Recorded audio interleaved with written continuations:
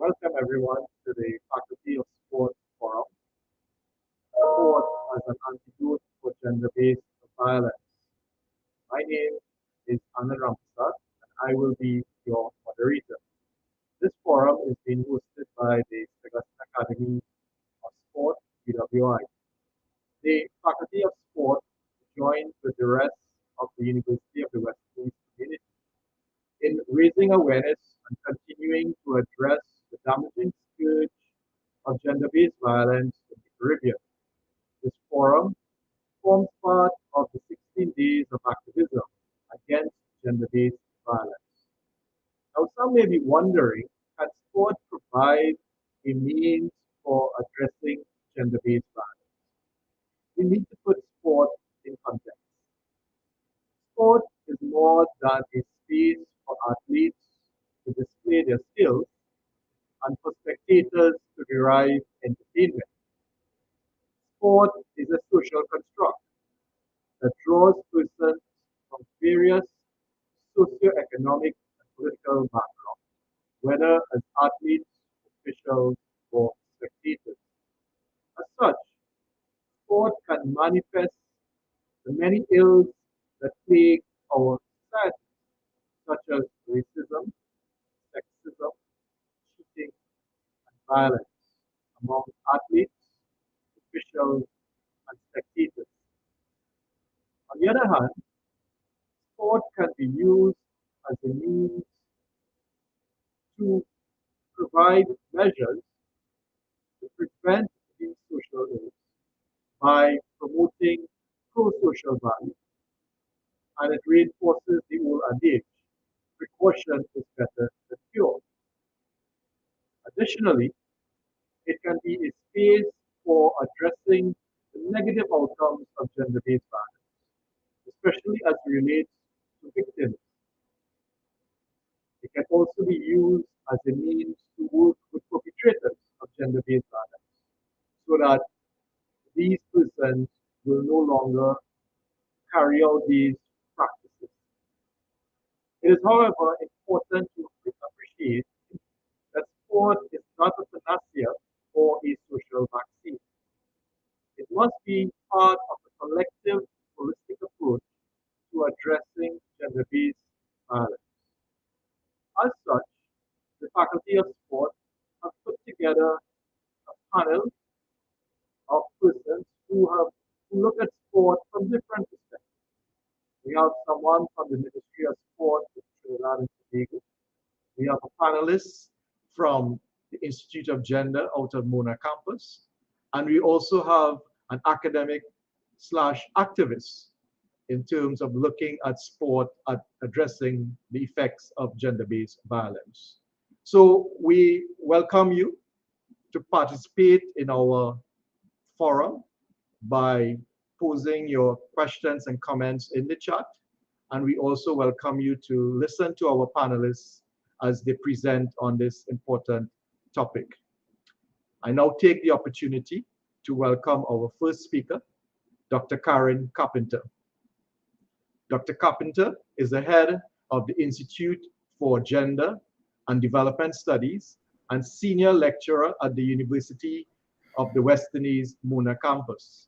She is a licensed counseling psychologist in Jamaica and a Florida board certified clinical sexologist. Dr. Carpenter also runs the Caribbean Sexuality Research Group, free public clinic at the University Hospital of the West Indies.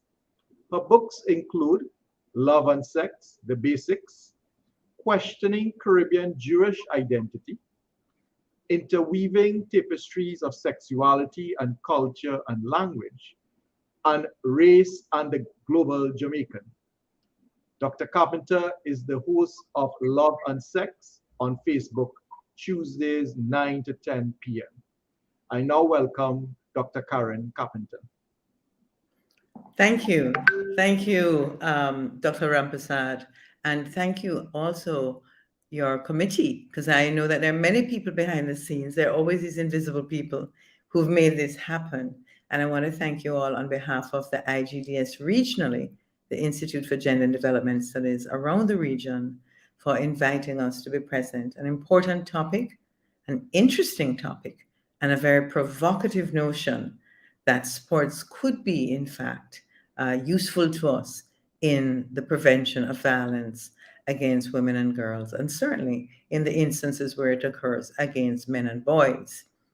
When I saw the topic, the very first planning stages, and I saw that it also referenced boxing, it was curious to associate boxing with prevention of violence because often we use that very term in the Caribbean to refer to blows that people have received. But it also piqued my interest. And so I did a little, I wouldn't say a deep dive, but a shallow dive into the area to see, well, how was sports being used in any sort of intervention, in any sort of preventative measure? And I'm therefore looking forward very much to your main speaker to find out more about this, because this is certainly for me an area of cognitive curiosity. I looked also at the notion of sport, as Dr. Anand said, as a social and community event, because when we think of sports, often we drill down quickly to exercise, but exercise is perhaps what the individual does. And then sports requires community. Sports requires gatherings. Sports brings people together. And we've seen that with the World Cup. I see perfect strangers coming up to each other, and if they support the same team or they even have opposing views, they begin a conversation. And the other day, 2 days ago, I watched two men who were absolute strangers to each other hold a 25-minute conversation about sports. So much so that they ended up sitting together to discuss further how they thought the outcomes of the World Cup would go. So sports has definitely a unifying effect as much as it puts us in teams that pit against each other. When I think of how it meets our needs in terms of the individual, then I think, of course, of exercise rather than sports in the general communal social term. And I think of how, as a psychologist, how important it is for us to use sports and exercise for people to get together and bond, people who are feeling isolated and lonely, for people to mood regulate, improve their mood, stimulate their mood, and increase their adrenal responses, which gives them a sort of verve, a sort of joie de vie, and lifts their spirits.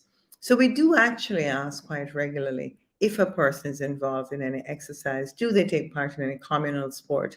And we understand the social, emotional, and psychological benefits of this involvement. So this, again, is of interest to me from that point of view. As a gender activist, gender specialist, I'm very, very curious to know. And of course, now I start asking myself questions about the topic that we're engaging in. And I look back in my own history of involvement in sports or exercise and remember a time when I was quite young, when I actually was involved in boxing and football on a mixed sex team. So playing with men and women. So in those days, I was quite active.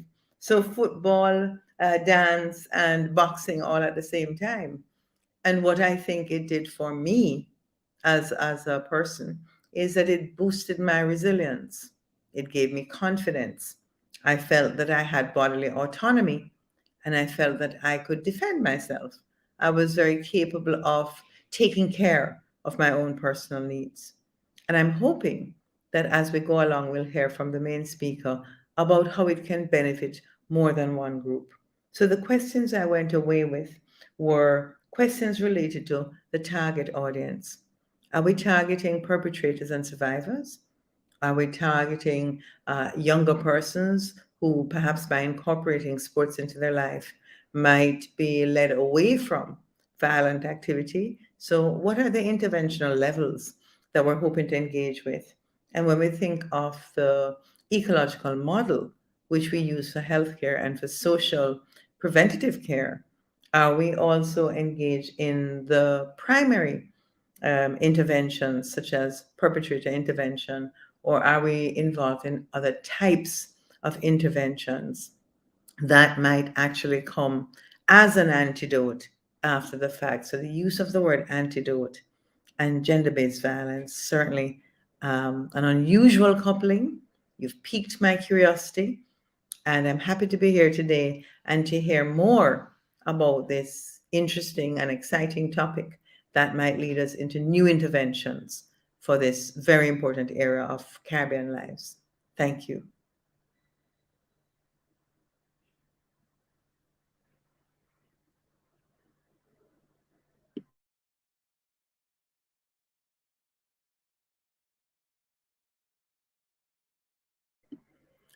Dr. Rampasad, we're not hearing you.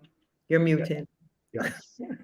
Thank you, Dr. Carpenter, for raising those questions about how we can use sport both as a form of prevention, as an intervention towards preventing some of these social ills that were mentioned earlier on, but also providing a way in terms of dealing with the victims of domestic violence, and also how we address the perpetrators in terms of addressing this overall issue of gender-based violence. So we look forward to, from our main speaker, in terms of how her program has worked and how it can be possibly replicated here in the region as we strive to find different ways of addressing gender-based violence. And I think we have come to realize that in the region, we need a holistic approach and all hands on board in attempting to deal with this issue.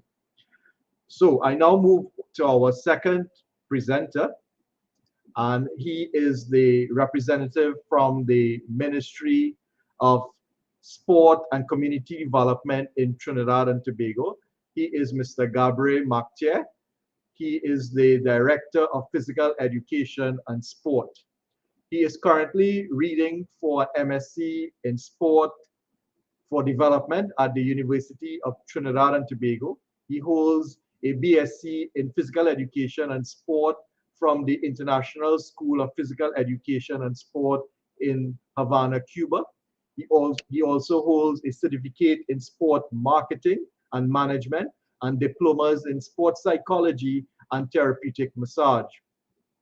He serves as the Trinidad and Tobago Powerlifting Federation as a certified International Powerlifting Federation Category 2 referee. He has worked as a full-time instructor at the University of Trinidad and Tobago, as well as a part-time lecturer at the University of the West Indies. And just as a form of sporting enthusiasm, he also serves as a group fitness instructor and personal trainer. I welcome Mr. Gabriel Mactier.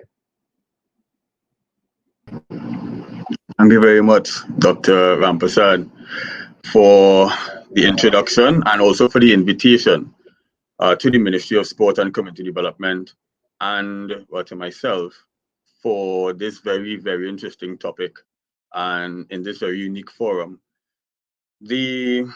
I must admit, when it is I was first asked by Dr. Rampasad to be part of this, and I did mention this to him, this was not an area of study that I would have gone into before, but I thought it was extremely interesting in context with what we attempt to do as a ministry, and the social context that it does relate to, taking into account the incidences of gender-based violence that we do see in the newspapers and so on a very regular basis, unfortunately. So I guess similar to Dr. Carpenter, I did a bit of a dive and I checked out some information on the topic.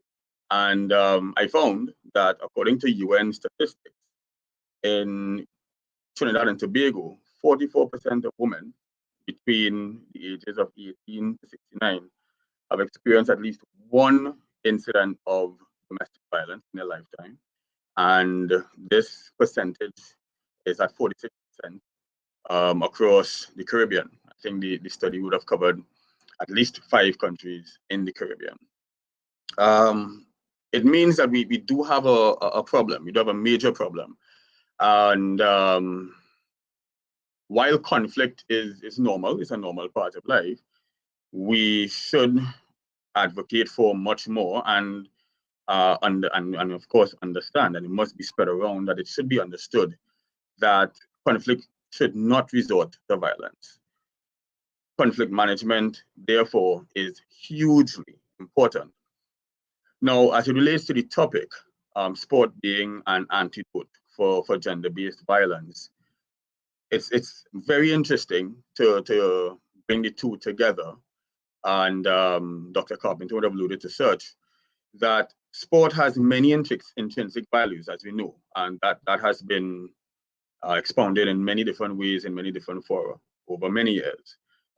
Sport is usually synonymous with respect and amicability and inclusiveness and teamwork and collaboration towards a common goal, etc. However, I think it's very important to take into consideration that sport in and of itself doesn't provide an antidote for gender-based violence or any other social ill, so to speak. My thesis, when it is I studied in Cuba, because we had to do a thesis even though we were a bachelor's program, was along the lines of sport as an antidote, but sport as a mediator, so to speak, in juvenile delinquency. And the research showed that, again, sport by itself would not solve the issue of juvenile delinquency. However, what is required would be programs, very pointed, targeted programs that have very sound objectives, that are sustainability based, that put the necessary monitoring and evaluation in place, and have all the resources required to be able to meet the various underpinnings that may cause the problem. And I think it's the same here in sport, being an antidote for gender-based violence. So one of the things that I think must be taken into account is, how is it that sport can contribute when in and of itself, sport sometimes expresses violence. And I'm not talking about combat sports here. I'm not talking about your boxing and your karate and so in martial arts. I'm talking where in a sport event, people come to blows. People come to, situations where conflict is not managed well in an environment that is supposed to support such. So the issues are much deeper rooted, and we have to take note of how we utilize the entity of sport, the essence of sport, in line with what it is we want to achieve. So I think that it becomes very important as we talk about sport as an intervention mechanism, that we look at how we ensure that coaches, administrators, and all other stakeholders in the sport ecosystem also are educated, also are within the common understanding that there's a need to address certain issues. Example, sports talk. What is called sports talk, right? Saying that you're playing or you're hitting like a girl, which in essence demeans women and can create a platform for the disrespect to women that may mean that a person may seek violence as an option because they don't respect women as much. Looking at stopping sexual harassment, looking at encouraging and empowering women to play sport.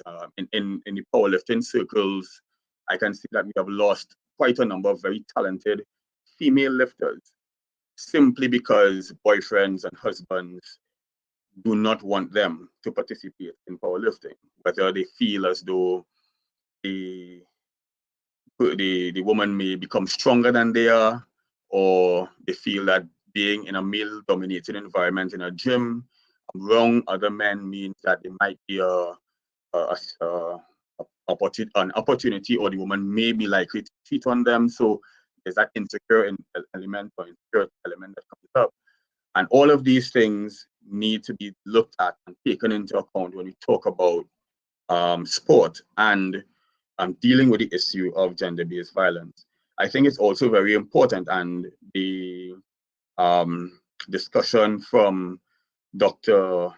van Ingen will, I think, definitely hit that in terms of how we educate women on the value of strength training, the value of self-defense, and empowering women to feel strong and to feel powerful and to have that level of understanding of autonomy of their bodies, and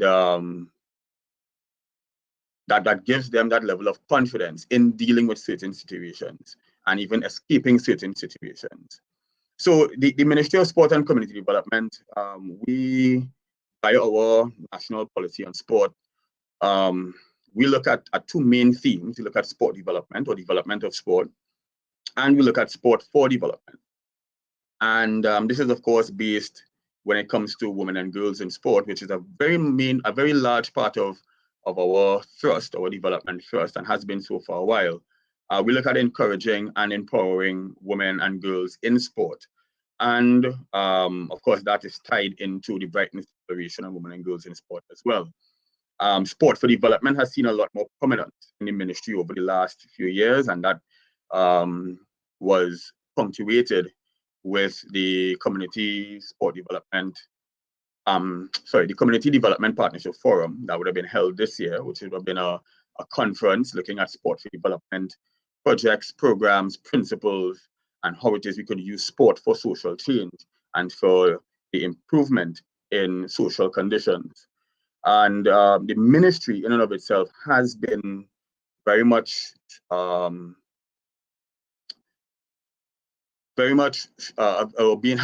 had a very strong role in trying to increase female participation in sport and physical activity, not just competitive sport and physical activity. And we have done so through the implementation of the last couple of years of a program called the Pink Green Campaign. And this campaign promotes women and girls in sport and empowers women through sport. And what we have been doing there is highlighting the participation and the work and the leadership of women and girls in sport, advocating for more female participation in sport, and also trying to improve the visibility of women in what is normally considered a male-dominated environment. One of the programs or projects rather that we would like to do in the name of the Pink Green Campaign, and when I say real, I mean REIGN, in the Pink Green Campaign, is a project called Let Her Play. And under that project is another component called Girl Defend Yourself. And that project is seeking to utilize karate as a self-defense teacher through the Trinidad and Tobago Karate Union, and we will be seeking collaborate as well with the Gender Affairs Division under the Office of the Prime Minister. And that particular program we would like to put forward as a program that allows women to be able to feel that level of self-assuredness, develop that level of skill set that would allow them to feel comfortable in situations where there may be conflict, not shying away or in essence becoming the victim to the conflict, but being able to feel assured that they can manage their situation that they're in and feel empowered to do something about it if necessary. So that's a program we're looking forward to. We have already started the planning for it over the last few weeks, and we're going to go into implementation somewhere around April, May of 2023. So that's one of the main programs that we have, but we have other programs under the Pink Green Campaign such as a life skills workshop that is held for young girls and young women between the ages of 12 to 20, and guiding them in terms of self-empowerment, in terms of managing themselves in domestic situations as well as in the world of work and so.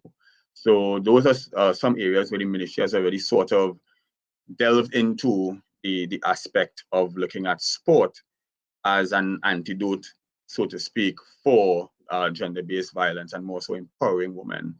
I did get a chance to look at a video that would have been posted with respect to the work that Dr.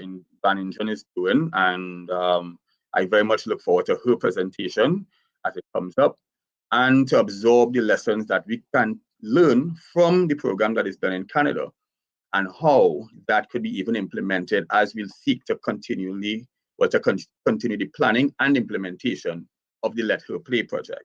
So with that said, I would like to very much thank the University of the West Indies for inviting the Ministry of Sport and Community Development and myself to be part of this very interesting forum.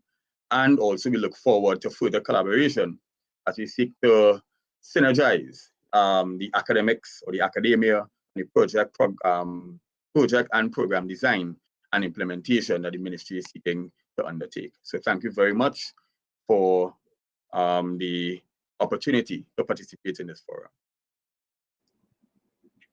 Thank you very much, Mr. Marthier. Some key points coming out of Gabriel's presentation is that further reinforcement of the view that we should not assume that sport is an answer in itself. Sport, as he mentioned, is also a space that can reinforce some of the same problems that we are trying to address. And so we must always be cognizant. We have to take a strategic approach, strategic intervention, and these interventions must have clear objectives and outcomes, and they must be measurable. They must be sustainable as well. And if we look at the UN SDGs, in terms of looking at gender-based violence, gender equality, SDG 5, the promotion of sport for development, it is important that as much as it's easy to say that we can use sport to address social issues, it's critical that we take a strategic approach to doing it, and that it must be subjected to constant review over time and space so that we ensure that we are achieving the objectives. So that strategic part is critical in that you have to employ a multidisciplinary approach. You understand the sociology, the psychology, the economics, the politics, every aspects of it, so that when you are planning your strategy, it takes into consideration all these variables. Because, as I said earlier on, sport is a social construct. It is bringing people together from different social backgrounds, different personalities, different value systems, etc. And we cannot assume that naturally it is going to resolve our issues. It requires intervention, it requires proper planning, and it requires monitoring. And Gabriel also spoke about the Trinidad and Tobago Sport Policy 2017 to 2027, and it's somewhat predicated and draws upon the Brighton and Helsinki Declaration of 2014, which has said to bring women from the margin into the center, not just increasing participation as athletes, but also in other areas as leadership and coaches, administrators. And again, these things have to come with intervention. If you leave it on its own, chances are it's not going to achieve its goals. You need intervention. And the point he made earlier on that, if you look at sport in historical context, sport is a male space. And we are now seeing many sporting organizations internationally attempting to level the playing field by increasing participation, by increasing the rewards, the monies that athletes receive, whether it's in tennis, whether it's in football, cricket. And again, it requires intervention. It requires the administrators. It requires social change. It means understanding gender ideology as it relates to sport. You know, a lot of it would be patriarchal. How we address that is critical to bringing change. So it's good to want change, but we have to understand what we want to change, what we want to achieve, and then from there, we can move towards bringing change. And change doesn't come overnight. It is something that will take time. When you get into it, other issues will arise. And so you have to keep working on it. It's a work in progress, but it is something that we need to keep working at in order to bring about change. And this forum is about using sport as a way of addressing issues related to gender-based violence. And it's about time now we bring in our main speaker to discuss the work that she has been doing for the last 15 years in Canada and how we here in the Caribbean could draw upon her work in many forms and fashion so that it would add value as we here in the region attempt to address gender-based violence, but from the perspective of sport. So our next speaker, our feature speaker, is Professor Cathy van Ingen. She is a professor at Brock University, Ontario, Canada, in the Department of Kinesiology. Dr. van Ingen research focuses on gender-based violence and the relationship between sport inequality and social change. She is a co-founder of Shape Your Life, a free, non-contact, trauma-informed boxing program for survivors of violence. The SYL project has been running for over 15 years and has worked with over 3,000 participants, including women, trans, and youth participants. Her academic and activist work is informed by cultural studies, feminist and critical race studies. Currently on sabbatical, Dr. van Ingen is training to become a documentary filmmaker. I now welcome Professor van Ingen to deliver the feature address. Thank you so much, Dr. Rampestan. I really appreciate that. And I also just wanted to echo my previous presenter's comments and thank everybody that helped organize this, Ms. Sharp for getting us behind the scenes ready for this. And I also want to thank the two panelists. Their comments were insightful and really teed up this discussion perfectly. So thank you for that. I'll turn now to my slides.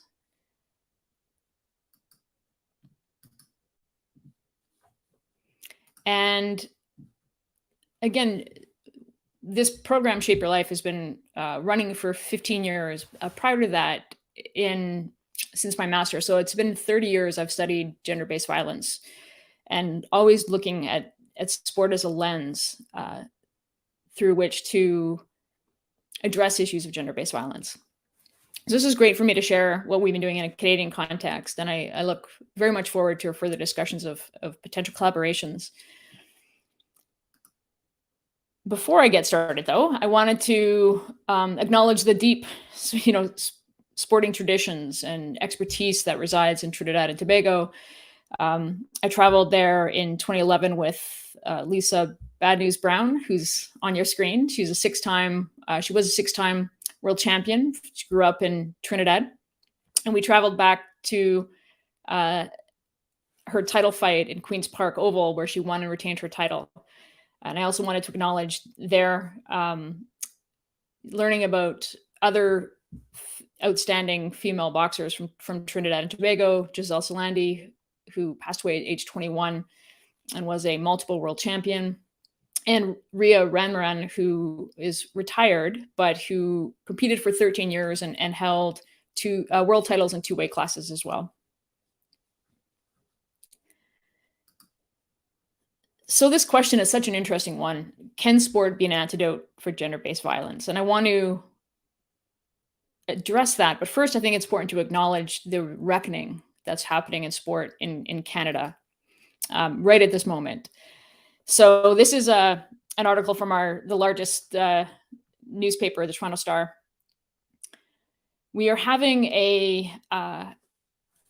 issues of abuse, harassment, violence in sport have come to light in our national sport, hockey, but also in several other sports. And we've got athletes in rowing and rugby, skeleton, artistic swimming, soccer, wrestling, and even today boxing coming forward, talking about issues of abuse and maltreatment within sport. So I think it's important to acknowledge that sport is in the ruins. And I think that's a very promising place to rebuild something better and do something differently. And this gives us an opportunity to address the blind spots that are deeply embedded in sport. And along the same lines as Mr. McTeer and Dr. Carpenter's comments, I feel the same. Sport can only be a remedy if we acknowledge that sport in itself is not immune to gender-based violence. It is a site of, or a sanctuary from violence. And that has to be a very purposeful distinction. But I do believe that sport has a very important role to play in preventing gender-based violence and an exceptional role to play in helping survivors heal from gender-based violence. This same question has been asked many times over many years. And the chairwoman of the IOC Women's and Sport Commission, Anita DeFrance, spoke to this very question to the United Nations and explaining the role of sport. And she said, sport is not the only answer. There's no single solution to the pervasiveness of gender-based violence. Eliminating and preventing violence against women and girls requires deploying all available assets, including sport. And I think that's really important that we don't put the labor of responding to gender-based violence back on women and the survivors of gender-based violence, but in fact, look to make sure we're also working towards structural changes at the same time. So let me now get into Shape Your Life, which is the project that I've been working with for the last 15 years and have worked with many great partnerships that have made this a really impactful program.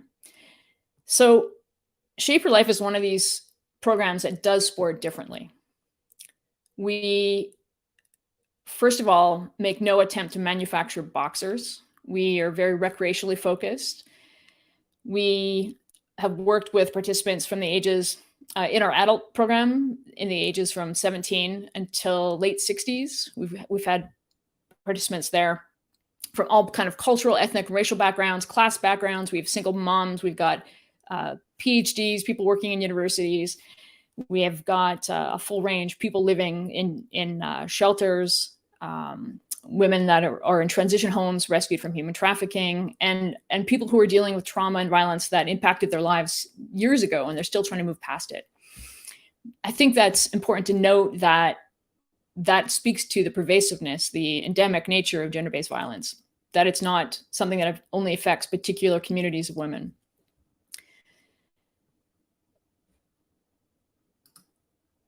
And again, Dr. Carpenter asked this question around like why boxing, and it's such a key question, and I want to address that and explain why we chose boxing. And there's so many reasons for it.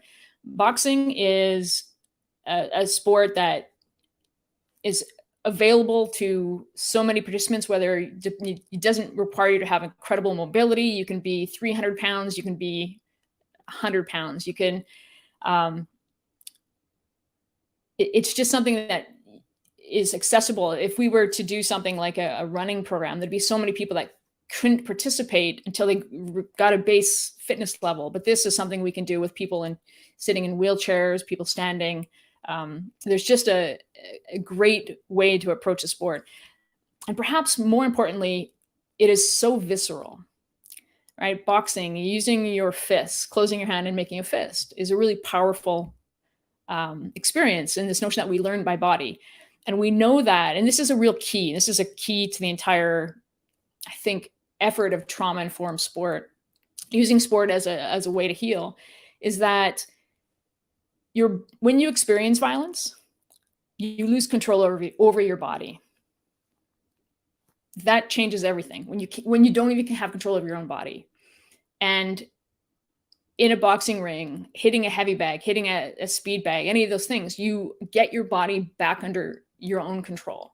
And you get that feeling again. You make those associations again. And that is an incredibly powerful moment. And it provides important building blocks. And we've done, research around its social and mental health impacts and how important it is for trauma survivors. And there's other sort of literature from other places that supports that as well. So it's an incredibly powerful way to sort of center women's bodies and their experience and relationship to their own bodies. It is a critical part of their healing. And I think it speaks to sort of what Mr. McTeer's program suggests that might happen with the karate program, involving women and others who've experienced violence into feeling their bodies as a place of power, as a place of safety, rather than a place of harm, a place that they lost control.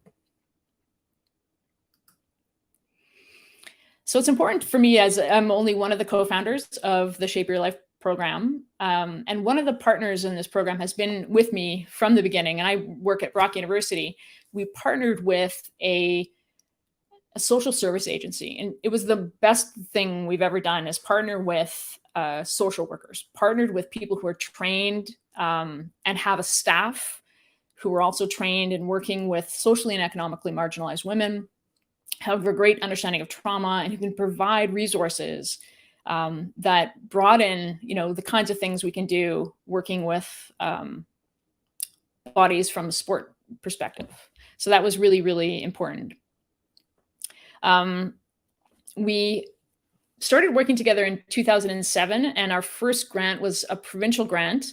And since then, we worked in that first year with, I think, 150 women, and we knew immediately after the first few weeks that we were on to something powerful was happening. And so we just kept doing this work. And over the years, we have gotten funding from municipal sources. We've done our own fundraising.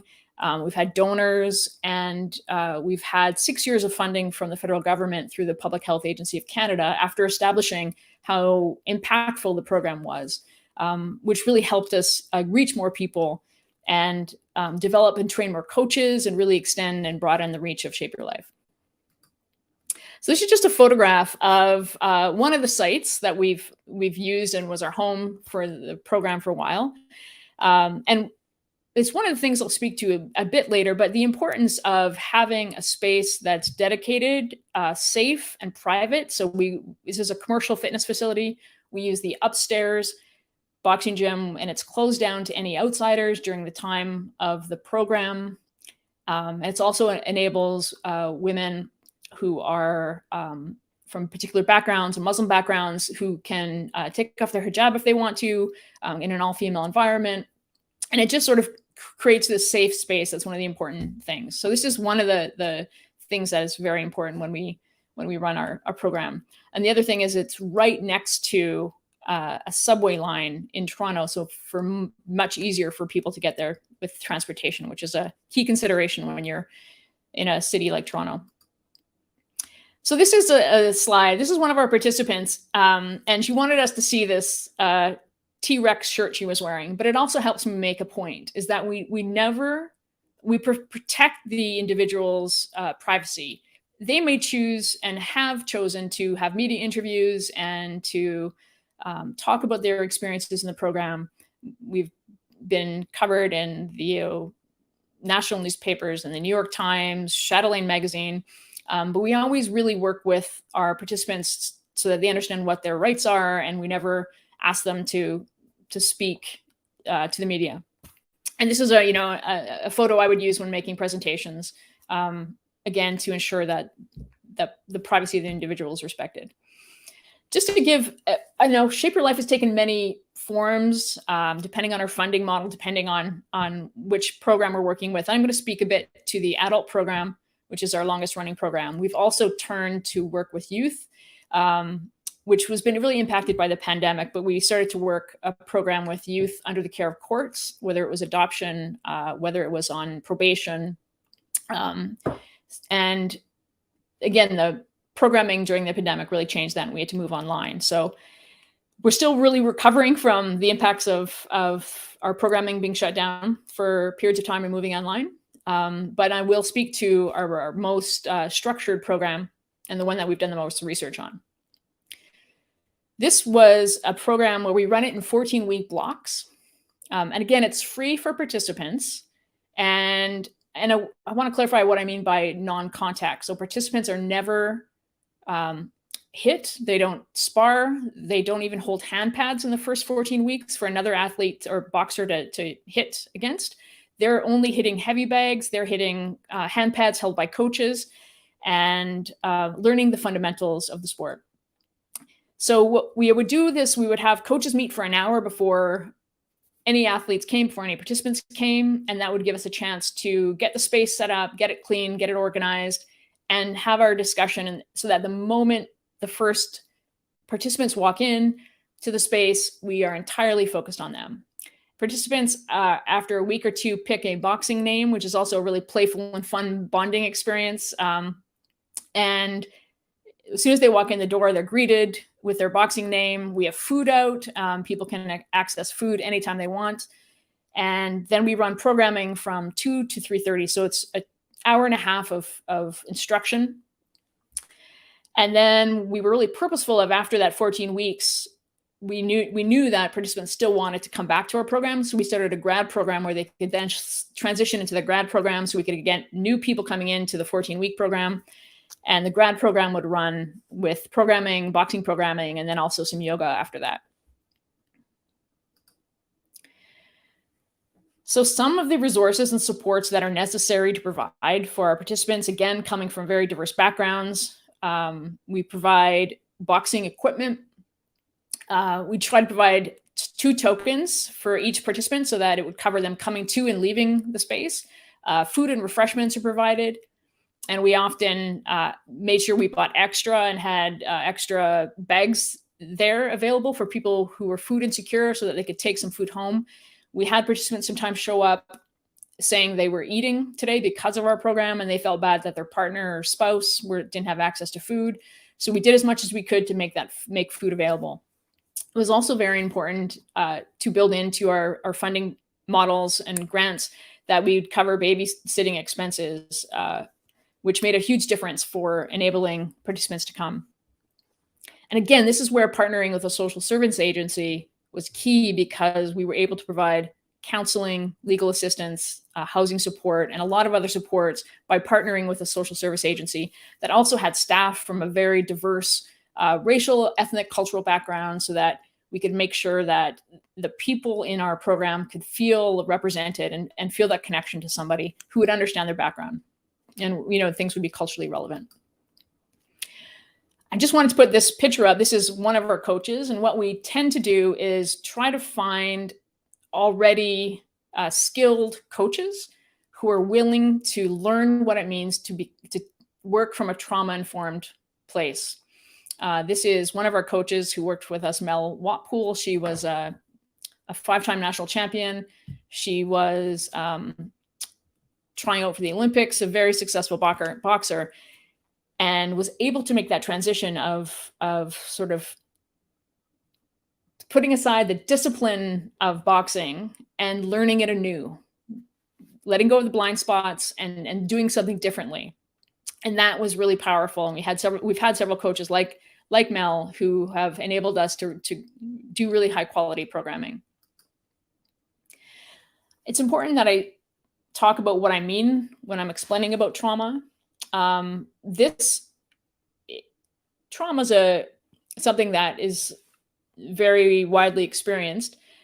And part of this again is that people don't recognize their bodies as a source of pleasure, comfort, or even as a part of themselves that needs care and nurturance. And if you can't rely on your body to signal safety or warning, and instead feel chronically overwhelmed by physical stirrings, we lose the capacity to feel at home in our own skin and by extension, the world. So that's a really important place to think about trauma. And again, we've had participants talk to us about their own experiences in sport was something they avoided because the only times their bodies had that response of the pounding chest and the is when they've experienced violence. And so there's this deep bodily association. And so for them to have a safe place to feel that sort of racing heart, breath change, and to experience that differently and become again reassociated with that, and see how their body can be a source of pleasure is a really important shift. Our work is informed by several sort of trauma workers, psychologists, and theorists. The Body Keeps the Score by Bessel van der Kolk is a huge influence on our work. And also this book, My Grandmother's Hands, was really important for talking about racialized trauma and other forms of trauma that exist and are also endemic.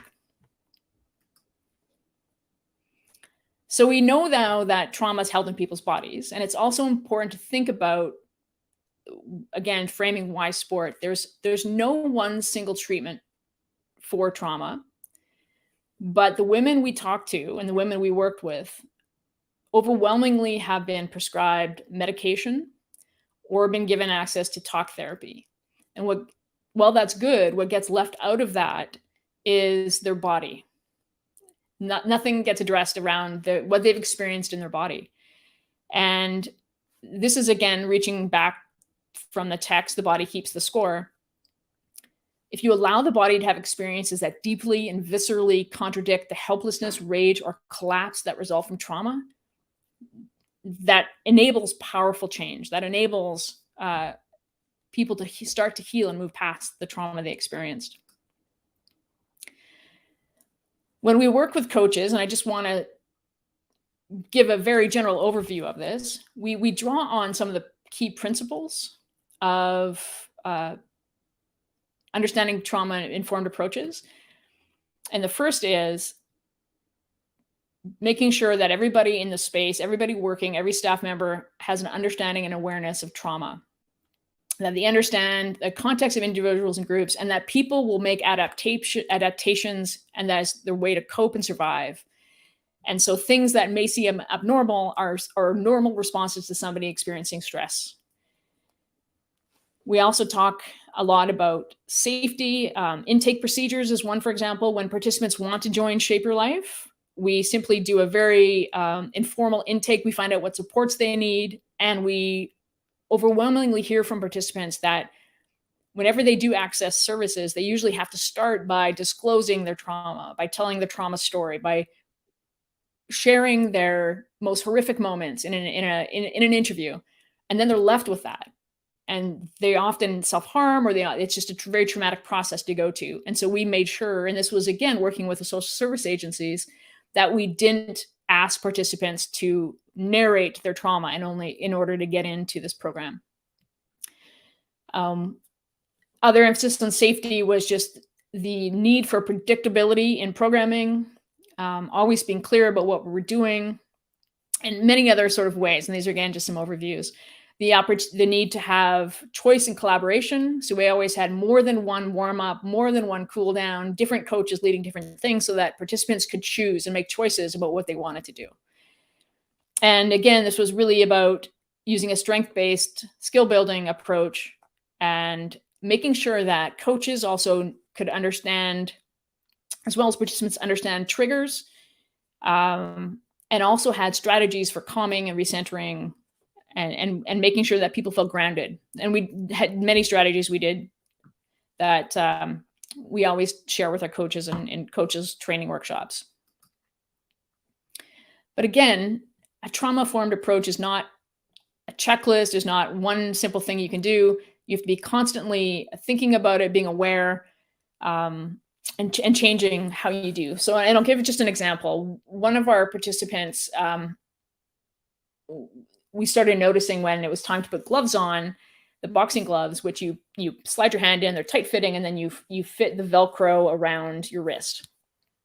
She was in a violent situation where her hands and wrists were bound. And so that feeling of having her hands constricted made her panic. And we were able to sort of work through, and she thought she had to leave the program because she couldn't put on gloves. So how could she box? And we worked with this participant and made sure she felt safe, made sure she could make choices about how to still be in the program, and rip the gloves and made them fit differently so that she felt comfortable. That's a trauma-informed approach, rather than saying, if you don't fit the gloves, you don't fit the program.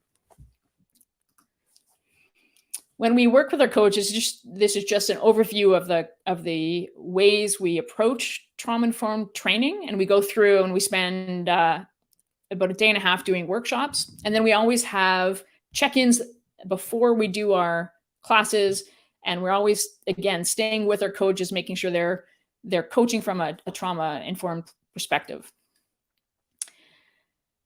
I wanted to just quickly, and I don't want to get too bogged down in data, but I wanted to just show some of the, I've written many academic papers on the Shape Your Life program.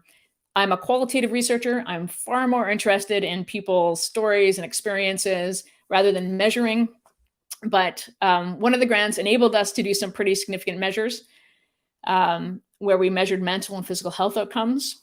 I partnered up with a colleague of mine who's a psychologist, and she led this part of the data collection.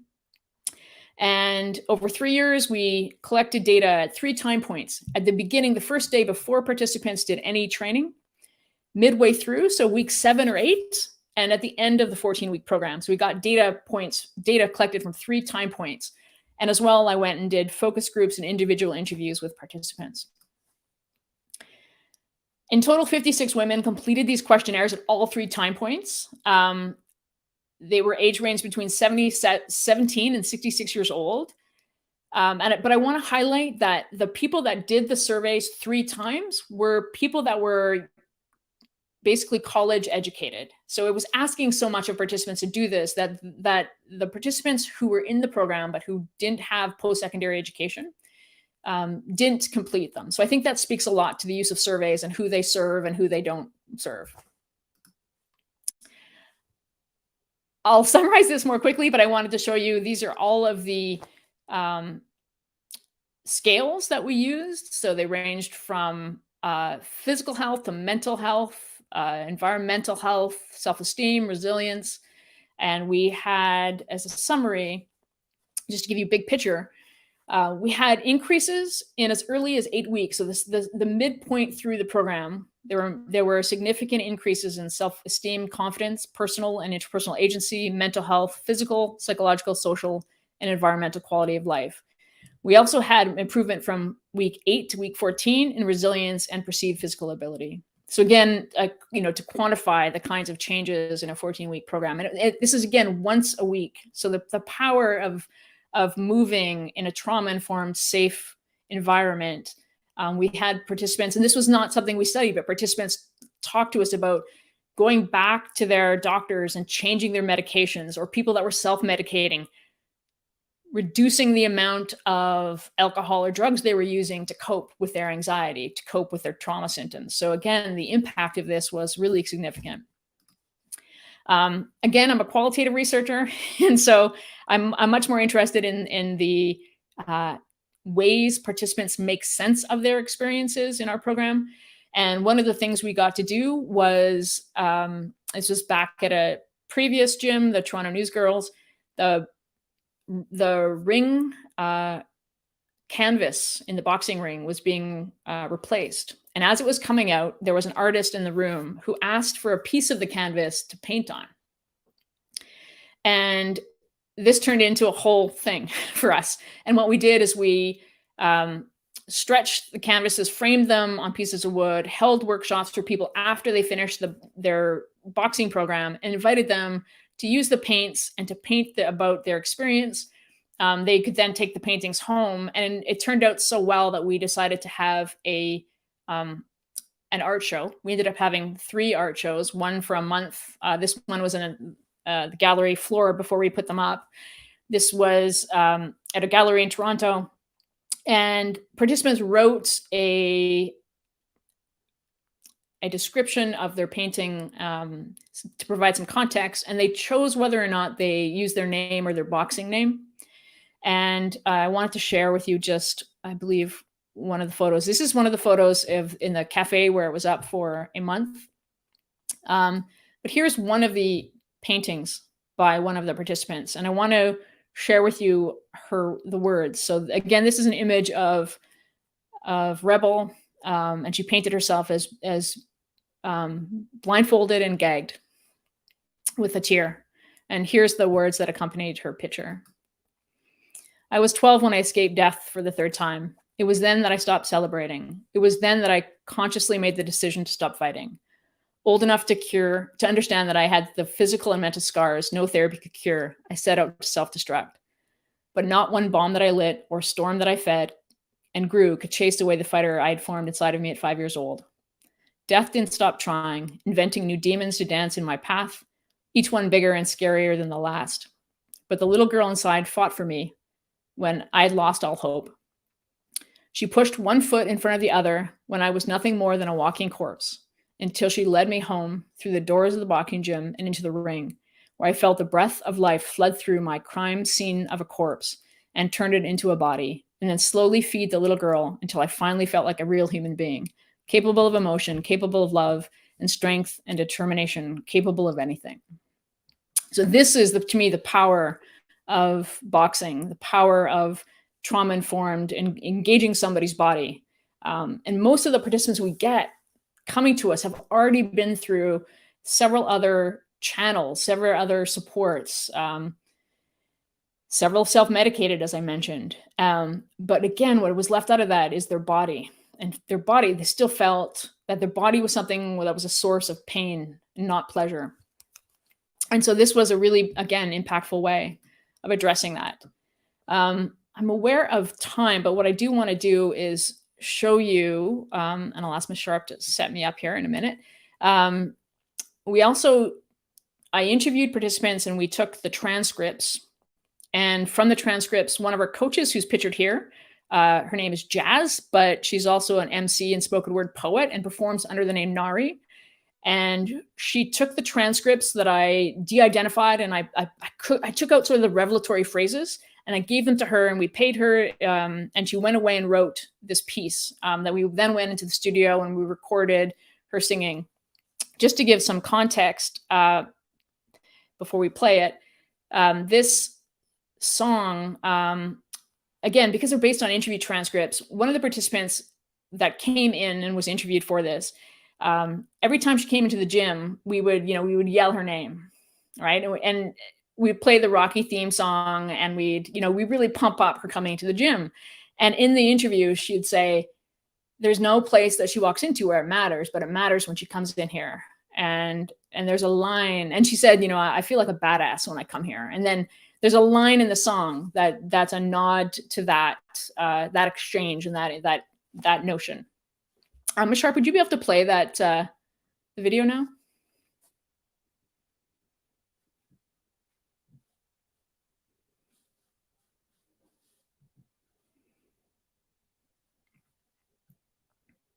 T, you're up. All right, cool. So I just run it from the top. Just sit that right there.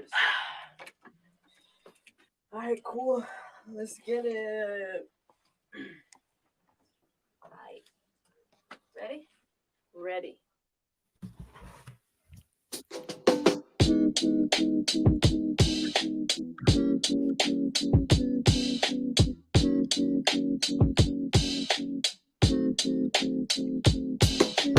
You need to know that nobody shapes me but me.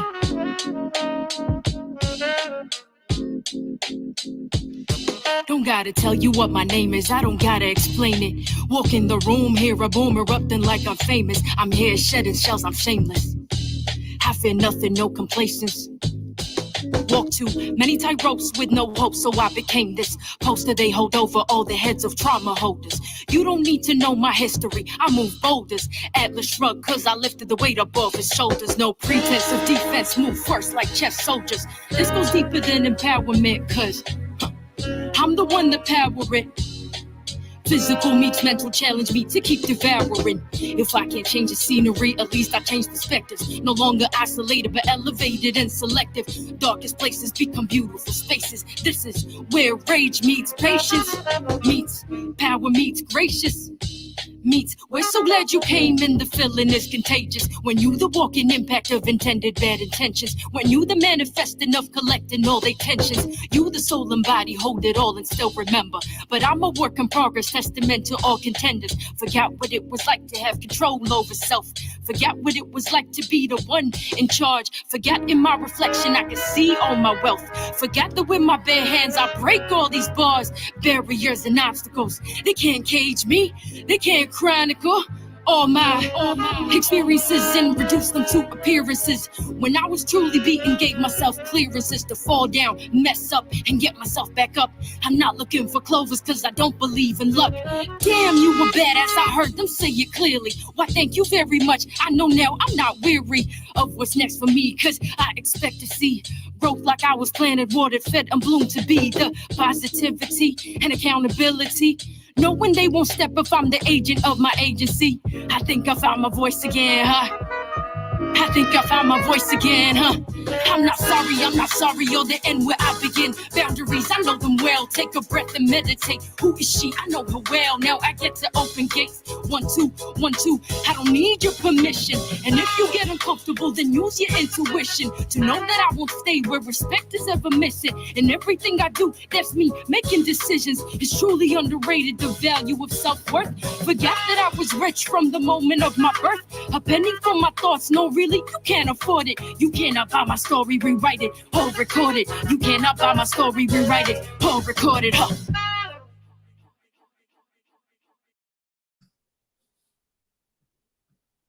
Thank you for playing that, Sharp. And it was really important for us to not have all of the research outputs be academic pieces that were not necessarily accessible to participants. So the art show, the music piece were really important ways where participants could see themselves and share this with people and participate in the research in a different way that felt less extractive. So these were really important ways to work with participants and to work with data and pieces that I'm really proud of in our program. And I think there's so many potentials to do this kind of work in many ways and to share it with communities, to work with coaches, to help us sort of shift out of our blind spots a little bit and really change the way we work with sport. I just wanted to close with 3 excerpts from interviews. These are women who, again, shared this in interviews. Boxing is a place that I come because I need to step into a place where my body remembers that I'm strong, where my body remembers that I'm in a different place in time. There is a series of traumas stored in my system from childhood. It's this domino effect all the way back into my childhood, and I come to boxing on Sundays to learn how to retrain that part of my body. That was Sting. This is Tidal Wave. Boxing has shown me that I'm powerful because I've never actually felt this powerful. I felt powerful in my mind sometimes. I felt powerful in different aspects, but never this much in my body, never this comfortable in my body. I'm still working on it, but especially with what we've been through, I think that taking back ownership of your body and making yourself feel strong there aren't enough words for it. That's how important it is. And lastly, Splatter, who is one of our painters, I know exactly what I'm supposed to do with the psychologists, the psychiatrists, the social workers, therapists. I know what they all say, and I've tried it and all this and this for me is the best thing because it allows you to feel strong on your body. It allows you to feel like you can take care of yourself. It allows you to feel good about yourself. It allows you to feel safe inside yourself.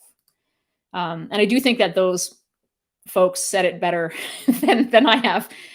But that's the importance of programs like Shape Your Life, trauma-informed approaches to sport that can begin to address what's happened, the endemic, systemic nature of gender-based violence. And it's an incredibly powerful resource that's available to all of us to implement. It just takes a really engaged commitment and change. And I was grateful to find out we could get funding of it at the national level over these 15 years. And it's really helped sustain us. And I look forward to our conversation. So I will mute myself and turn it back over. Thank you very much, Professor van Ingen.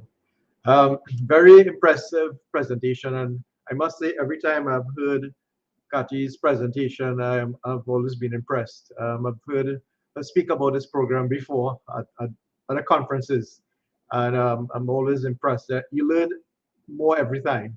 I have a question that I want to ask.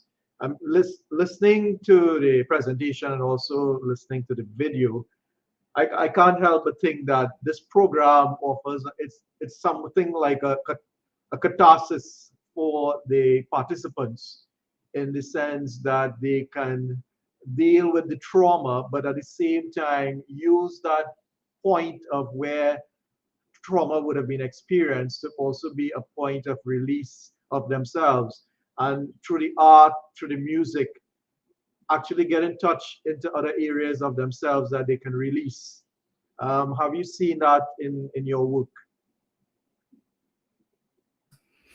Absolutely, yeah, I have, and it's seeing the transformations that happen with participants. You know, from walking into the space the first day to coming in week 5 and week 8 and week 14, and seeing how they carry their bodies is remarkable.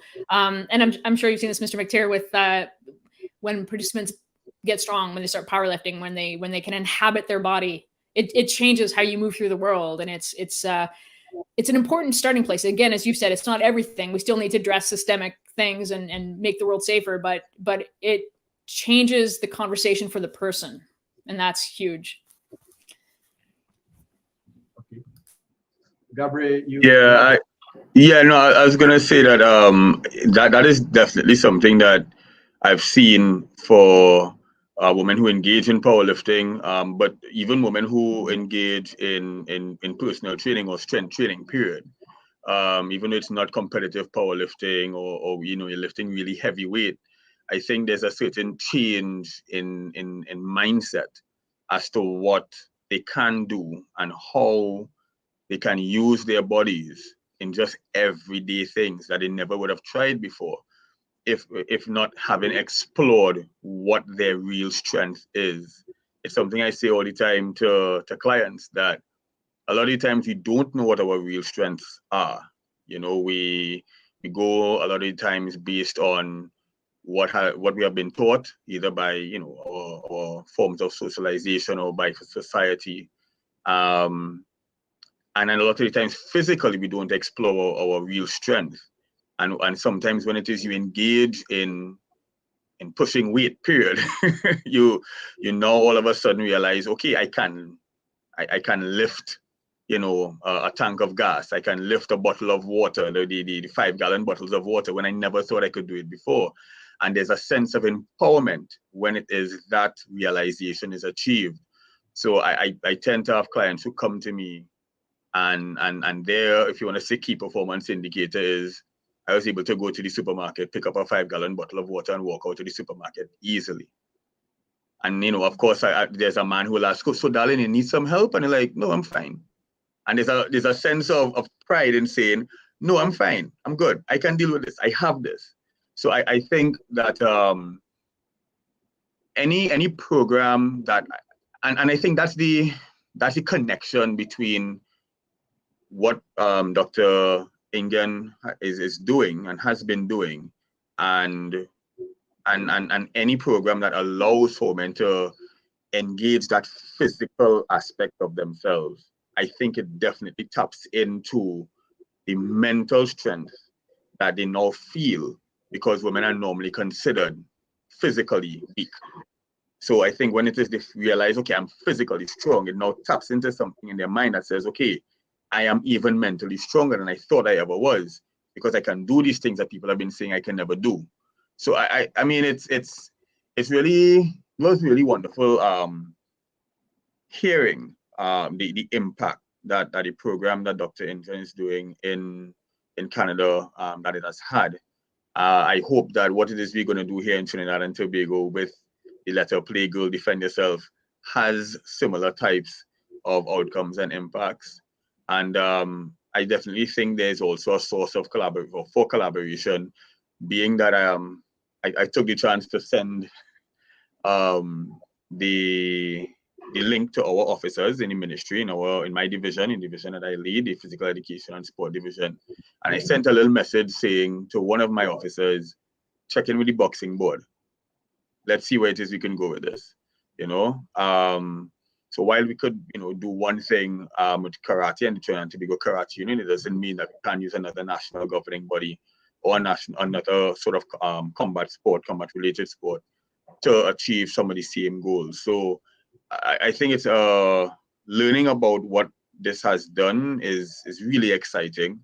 I do note that point that you made, Dr. Rampersad, where you said that it becomes now, in empowering oneself and discovering oneself, it becomes a segue to now having other aspects of a person's personality, skill set, talents that can come through, and they're now able to engage that a lot more and a lot more freely, because there's a better understanding of self and a better appreciation of self, and they're in a space where they feel safe and comfortable to be able to express themselves.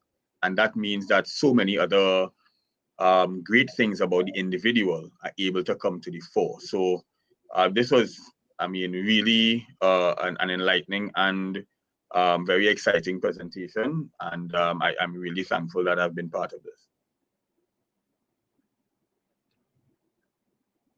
Thank you, Gabri. We have a question here, Cathy, from Dr. Claudette Coot-Thompson, and she wants to know, how may the program be adapted for supporting the perpetrators of trauma? Yeah, that's a great question. And we started that work right before the pandemic shut us down, where we were working with both youth in foster care, so kids who were removed from their home, but kids under the care of courts, so kids that were perpetrators of various infractions, and some, again, perpetrators. And so we were just starting that work. And so we haven't got to fully run this out, but I think it's important that we do offer this, because these are people that stay with us in our communities, and they're often people who've experienced trauma, and now they're, hurt people. And if we can stem that tide, and if we can give a space for some healing, I think that's really important. I think it would be important to involve other kinds of professionals, like the social workers in that strategy. But I do think there's still a way to address instead of them exerting power over somebody else, they work on themselves in the space and in the sport and with discipline. And I think there's some potential for that. I haven't experienced that yet, but I think there's some, and I think they've done that in England and a few places with boxing gyms with, and studied it from that perspective, which I could access. But yeah, I think there's some incredible potential for that.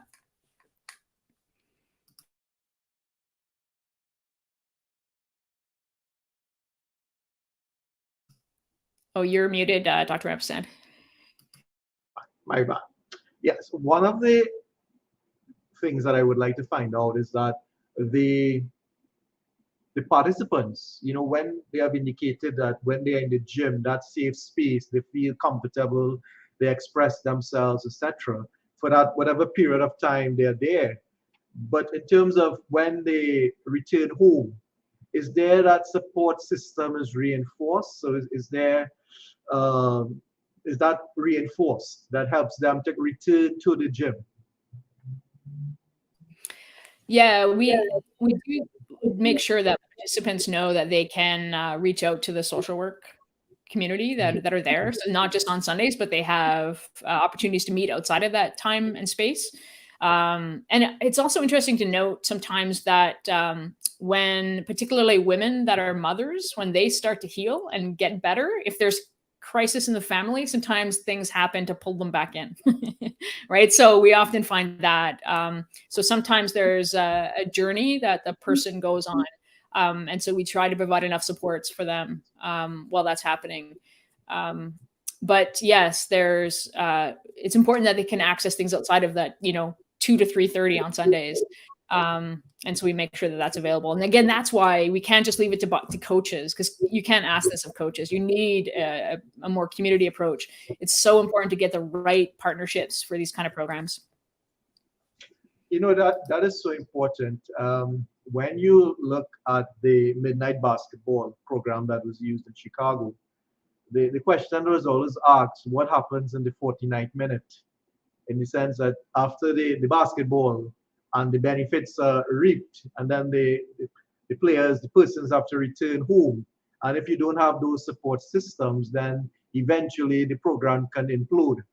So what you are saying is critical, that is not just within the gym, but all the meso systems that are in place to support the micro as well as the program that you are doing.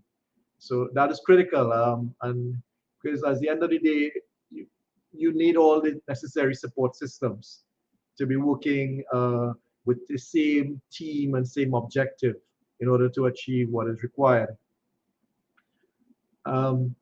If I may just build on Gabriel's comments, if we here in Trinidad and Tobago and the wider Caribbean, in a nutshell, maybe 3 or 4 points that you think that is critical toward starting and implementing such a program in the region, what would be some of the key things that we would need to make sure we have on the ground before we can start implementing?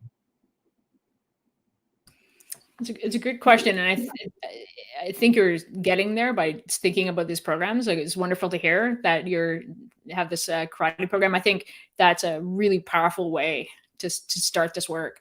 I think it would be my first thing would be connecting with the right social service agency that can offer supports, and then getting your instructors trained in a workshop around trauma informed, because they're, the thing about especially these kind of sports that we do, it's like, now do this, now do this, now do this. And if you don't do that, you're out of line, and there's some sort of, give me 5 of these, do 10 of these. That's imposing on a person's body. And again, how do you do this if they have a measure of control and choice? So it's about approaching this differently. And you have to sort of suspend, like, I might not produce any black belts, but that's not my goal. My goal is to help people recover from violence. So how do I detrain my coaches and retrain them? It's the biggest challenge.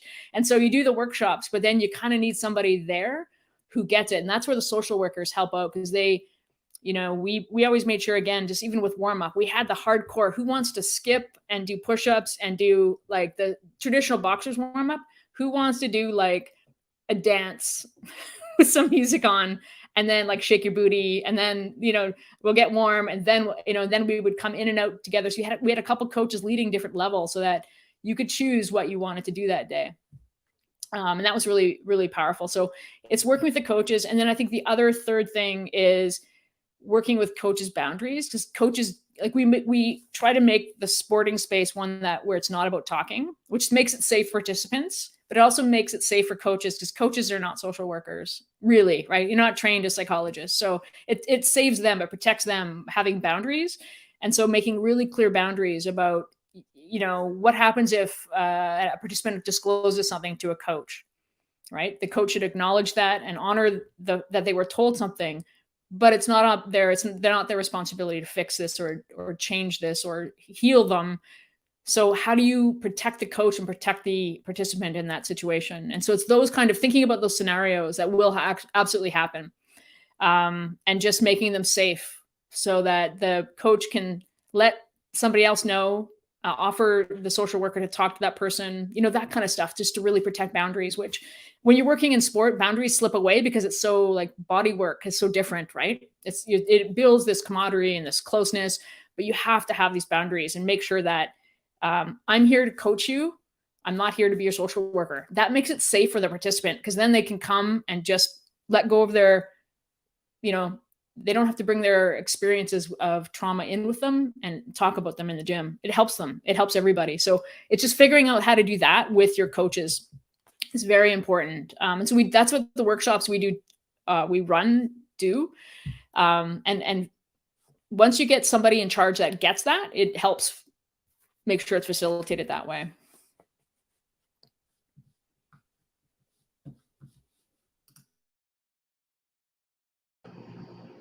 Again, Dr. Rampersad, you forgot to unmute. My apologies again. Do forgive me. So a comment from Lee done. This event is a very innovative contribution to the 16 days of activism to eliminate gender-based violence. It has made me rethink women's boxing, potential for rebuilding self-confidence. Thanks. We have a question. How long is the training for coaches before such a program can be started? So again, it depends on the level of the coaching levels, essentially. So when we have very experienced coaches, we find that we can teach the trauma-informed stuff more quickly. So we'll do like a 1.5-day workshop. And in that workshop, we do scenarios, we do breakouts, we do like role playing. But what we do is when we start our first session, we'll have a small group and have the coach lead that session. But we're there that hour before working with them. We look at their plan, their coaching plan, and make sure that it's trauma-informed, that it's following the principles we discussed. But we work with the coaches because they might not get it right out of the gate. And so just helping coaches, we're asking a lot from coaches to relearn everything you've ever been taught about coaching and, training and like the most, highly disciplined people, how to ease off the gas on the discipline side of it and bring a more humanistic approach, center that. And coaches get there, absolutely get there. And because coaches see the impact they're making, and that's all coaches love. So that's the powerful part. But it's really like, you can't it's not a set it and forget it. you gotta keep reorienting yourself to this. Yes, it's very fluid and dynamic. We have another comment here from Mr. Nathan Chapman, who is one of our PhD students in sociology. And he says, excellent program. Implementing it locally will transform the way we think about trauma recovery. We also have a question from, are there particular sports to which the program would be more applicable? I'm biased, so I'm going to say yes. I think sports where anger is accommodated is huge. You can walk into a boxing gym and be really pissed off, and it's welcome. And they're angry because of injustice in their life. They're angry because of what's happened to them. It's not, something like tennis you could absolutely do, and I would encourage people to do that in tennis, but you need a certain level of skill before you can volley a ball across a net and enjoy a game. Boxing, we have people who we teach them how to throw a jab and a right, and they go in the heavy bag. And if their form deteriorates, as long as they're safe, they're still getting something incredibly powerful out of that exercise. Like out of that, as they're pounding a heavy bag, they are having a moment, and and some will be like, don't tell me about my form, I'm having a tantrum. You're like, okay, go, keep breathing, go. And I think sports where you don't have to work for 10 weeks to learn the right stance, the right posture, the right, sports where you can safely, it's always about being safe because you have to make sure you're executing that safely. But I think sports like martial arts and very bodily, visceral based sports where you don't have to have a high level of skill to execute. And I'm not, boxing of course is highly skilled, but we're not talking about competing in that sense, right? We're talking about you versus a heavy bag. You're not going to lose. So it's great. And I do think, again, being able to accommodate people, you can do it again with people in wheelchairs sitting down doing hand pats with them, right? You can lower the heavy bag, lower the speed rack bag. We've done that. It is anything where you can immediately feel powerful over something. If you are missing the ball, missing the catch, missing the thing, I don't know how powerful you're going to be. You land a right hand on a glove and hell yeah, you're feeling powerful. I think that with the tennis, it might be very costly because you're going to take it out on a racket, and the rackets are very expensive. So I think with the punching bag, you're not going to have to replace the punching bag, but every time you take it out on the tennis racket, you're going to get a new one, and it's going to be expensive. So yeah, I mean, it's about expressing that self and it's empowering the body. And there's something that you were talking about and coming out of the video where one of the participants was able to express herself through music. And the thing about Caribbean culture, we love a lot of music and dance. And I think that is something, and our art could be also incorporated into that space. So it's not just the sport or the physical part, but the cultural appeal, our appeal to music and dance that is very Caribbean, that could also be created in a Caribbean space to add value. And you may even see more expression of self based on what you were saying. So that gives us that aspect to add our uniqueness to our culture as well, and the cultural diversity that makes up Caribbean society. Gabriel, you have any questions or comments that you want to add? I actually, what this kind of ran across my mind would have been, what would have been, especially in the early stages of implementation, what would have been some of the key lessons learned that would have allowed for either like a reshaping of the program somewhat, or some adjustments to be made to allow for the program to be sustainable for 15 years. I mean, 15 years is really laudable. So, I mean, like what would have been some of those key lessons that would have been learned towards making sure that this program can last for so long? Yeah, that's a great question. I think one of the things we did well was we started small.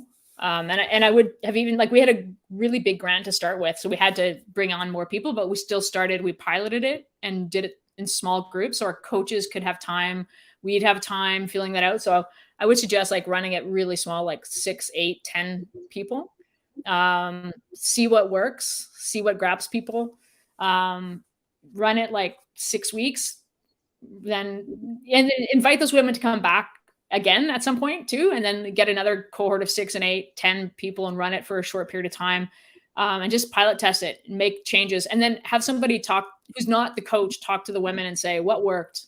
What do you wish we'd done differently? And then take that feedback. I think that's really it. But I would say, I think the impulse is to start kind of grand and give coaches some time and give everybody time to sort this out. It's because it's different.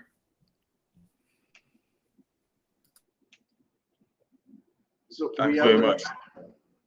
Yeah, we have a question here, Cathy. Did you find that the abused women were able to leave the abusive relationship as a result of the program? Some, we didn't track this, but I can anecdotally say yes. In fact, it did happen. Or there's people who would say like, oh, if I had done this back then, my life would be different. But that's not something we tracked. I know for some women, it still took several times of leaving, but it gave them a support system they didn't have before that, which strengthened their capacity to do that. It's a good question. I couldn't quantify that, but I know for the other kinds of changes that were reported, that enough significant stuff happened to suggest that it's still powerful. Yeah, so I think, again, that's not a question we asked, but yeah, it's still a good one to throw out here. If I may, and in light of that same question, where you may have had some women who were able to leave, but were there maybe cases where some of the women who would have participated in the program, eventually their relationships improved? Were there cases like that maybe where the story that they would have originally come with in terms of the negative aspects of their relationship may have improved due to them becoming a lot more empowered, probably becoming a lot more communicative, being able to work off of the support of having other women, in their similar situation, guiding them as to how to get through it, that would have allowed for the relationship to improve with their spouses or partners? Yes, we did hear, and again, anecdotally did hear cases where this was a marked improvement. And we also, as I think a corollary of that, had cases where women got their children involved, and teen children that were starting to mirror the same patterns of their relationships of their family. And so they got their kids in saying, like, I need them to know they have control over their body. And this is, so I think there were some more generational things that I can speak to probably more than the relationships between the women and their partners. But there are also times where women said, I wish, my spouse is wanting this sort of thing, that why don't men get this too, right? So in the same kind of way. But definitely I can attest to the impact on youth within those families for certain. Okay. Now, Cathy, for these programs to work, funding is going to be a major factor. In terms of one edition of it, that, as you said, a 6-week program. In terms of the cost, is it something that you would need funding? Like as you mentioned, you would have gotten grant funding, or you would have gotten support from different agencies. In terms of funding and to provide everything to create that environment that everyone feels comfortable in, not just the space, but everything else that has that cost factor. To what extent would you say funding is a critical variable into making this, to starting and sustaining it over time? It's incredibly critical, and it was a lot of pressure to find that funding. But it was important because we believe strongly of paying our coaches, so that our coaches took it as a job and knew that there were requirements for the job, like taking the workshop, being here at 2:00, doing our hour prep before so it honors the labor of the coaches that are asked to do more than they are necessarily in other programs. We made sure that the social service agency built in, so they were giving us their labor as part of their work. So we weren't paying the social workers. That was built into their partnership with us, which helped in their community work and community outreach. So that was really helpful. The biggest things for us were paying coaches and renting a space. Of course, then all the supports you need for the participants, transportation, any of that food kind of stuff, but those aren't as big ticketed items as the salaries are, and the space, the rental. So, and again, once we could show some results, and there's ways to be creative around, having your participants involved with sort of generating some fundraising ideas too. Like we also did things where at times where we didn't have grants, where we did, pretty standard fundraising for the program until we got the next grant. But then we got to a place where places like Lululemon or agencies wanted to have an association with us because of the impact we were making. And that was really helpful. So those kind of partnerships are there after a while, but I think, again, starting small and working, and it takes some educative work, like at the level of ministry, right? To explain this, why it's impactful, why it's important. We worked with reporters too, to have them come and cover the story, but cover it differently also. So it just took a lot of educative work. So again, partnering with people at university, partnering with social service agencies, building a team that can each tackle a piece of this was really helpful. But again, starting small is still the way to go. Okay, thank you very much, Cathy. Gabriel, any final closing comments? I think that this was definitely very educational and as I said before, very enlightening. And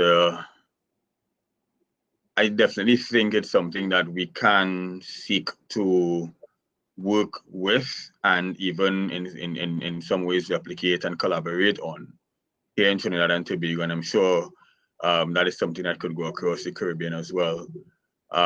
So definitely there are lessons that would be absorbed from this interaction here that we will, in the ministry, because I said, I'm sure a lot of my team is on, at least I hope so, that my team is on. But if they are not on, well, they'll definitely be looking at the recording. But the point is that I'm hoping that we can utilize these lessons in the program that we would like to do with respect to Girl Defend Yourself.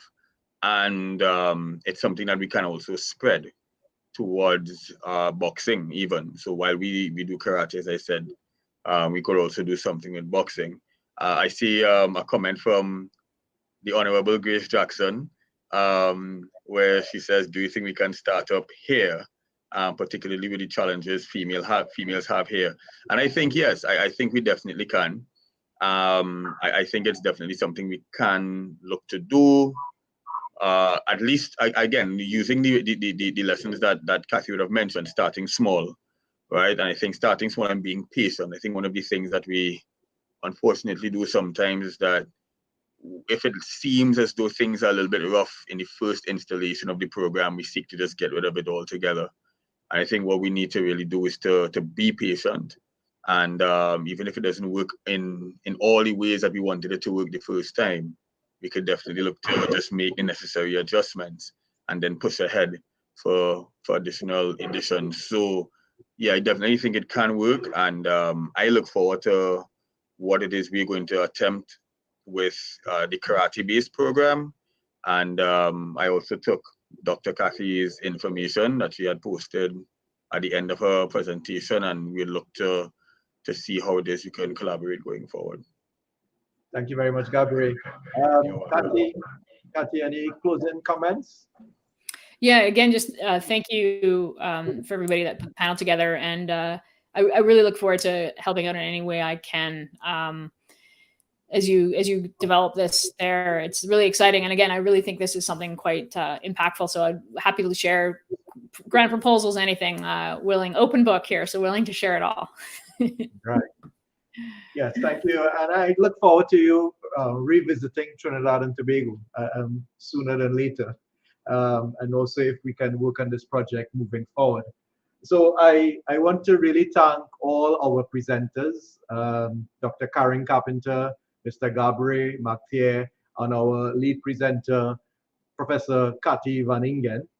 And this was the first we would have done in this area, and in making our contribution to ending gender-based violence. It's just the first of many to come. And I want to thank all those persons who would have worked behind the scenes to make this presentation happen today. And in no particular order, because they have all played an important role. We have our dean who supported this project from the onset, Dr. Akshay Mansingh, Dr. Claudette Thompson, Mrs. Asenet Sharp, Mr. Andre Morris, Grace Jackson, and Mrs. Wendy Maynard from our marketing and communication team. I want to thank everyone for participating, and we really look forward to taking this program beyond the academic side and translating it into action come 2023, and in the future being able to have a similar program where we talk about Shape Your Life from a Caribbean perspective. So thank you everyone, and I wish you all the best. Bye. Thank you. Thank you. Bye. Bye.